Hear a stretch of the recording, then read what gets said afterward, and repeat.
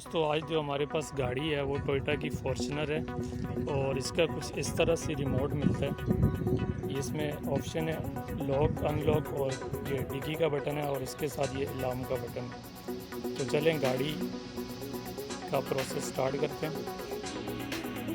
आइए,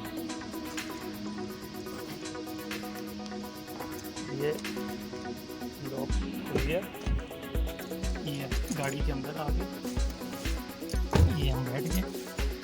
इससे पहले मैं आपको समझा दूं कि ये गाड़ी है ऑटो। मैनुअल जो गाड़ी होती है उसमें क्लच भी होता है, तो इसमें क्लच नहीं होता है, इसमें सिर्फ आपका एक पाँव काम करता है।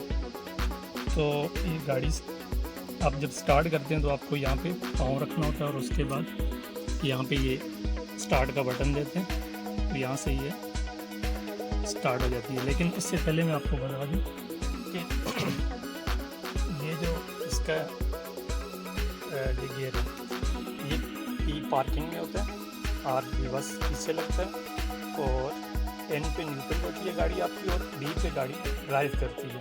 तो अभी मैं प्रैक्टिकल आपको करके बता रहा हूँ। ये मैंने गाड़ी स्टार्ट की,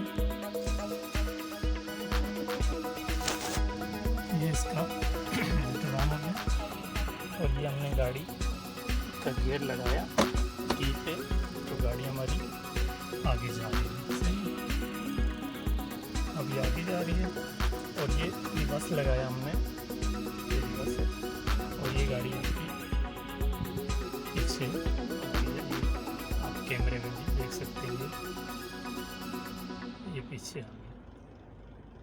तो सिंपल सा है दोस्तों, ये इतना मुश्किल नहीं है। तो मेरी मज़ीद वीडियो देखने के लिए मेरा चैनल आप सब्सक्राइब करें और उम्मीद है कि आप मेरा चैनल सब्सक्राइब करेंगे और हम मिलते रहेंगे इंशाल्लाह। मैं नई वीडियो बहुत जल्द बनाऊंगा किसी और गाड़ी की। तो थैंक्स फॉर वाचिंग।